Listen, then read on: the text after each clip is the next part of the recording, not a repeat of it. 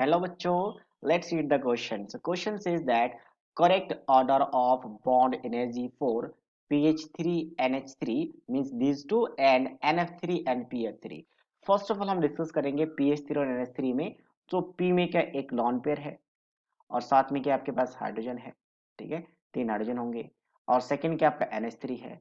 तो NH3 में nitrogen में भी एक लॉन पेयर है और साथ में हाइड्रोजन है.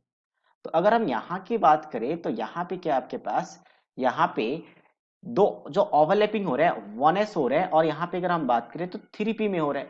और यहाँ की बात करें तो यहाँ पे 1s और यहाँ पे किस में हो रहा है 2p में. तो ऑब्वियसली ये वाला ओवरलैपिंग क्या होगा, अच्छा होगा, क्योंकि यहाँ पे साइज डिफरेंस कम है. तो ओवरलैपिंग काफी ज्यादा अच्छा होगा. और ओवरलैपिंग अगर अच्छा होगा तो ऑब्वियसली ये बॉन्ड स्ट्रॉन्गर होगा as compared to this one, क्योंकि यहाँ पे फॉस्फोरस का साइज क्या ग्रेटर है. दूसरा अगर हम इलेक्ट्रोनेगेटिविटी की बात करें तो यहाँ पे इलेक्ट्रोनेगेटिविटी का डिफरेंस कम है, यहाँ पे इलेक्ट्रोनेगेटिविटी का डिफरेंस ज्यादा है. और इलेक्ट्रोनेगेटिविटी का डिफरेंस ज्यादा मतलब ये और भी ज्यादा स्ट्रॉन्गर होगा. और स्ट्रॉन्गर होगा तो obviously bond dissociation energy NH का ज्यादा होगा पीएच से. मतलब पहला ऑप्शन सही है कि NH का ज्यादा है पीएच से. अच्छा, तो NH का ज्यादा है पीएच से कम है, मतलब ये वाला रॉन्ग हो गया. ठीक है, नेक्स्ट हम बात करते हैं सी और डी में. तो NF3, पहली बात तो अगर हम यहाँ पे बात करें NF3 का तो यहाँ पे एक लॉन पेयर है. ठीक है, और दूसरा हम बात करते हैं PF3. सो PF3 में अगर हम देखें तो PF3 में इलेक्ट्रोनेगेटिविटी का डिफरेंस कहाँ पे ज्यादा है, यहाँ पे ज्यादा हो चुका है अभी इलेक्ट्रोनेगेटिविटी का डिफरेंस, क्योंकि नाइट्रोजन मोर इलेक्ट्रोनेगेटिव एटम है, फास्फोरस कम है. क्योंकि यहाँ तो आपके पास ये जो फ्लोरीन है वो मोस्ट इलेक्ट्रोनेगेटिव एटम है.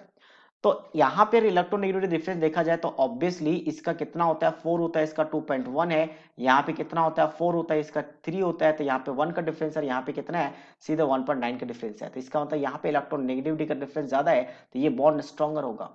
यहाँ की अगर हम बात करें यहाँ पे भी देख सकते हो कि ये 2.1 2.1 लगभग सेम है दोनों.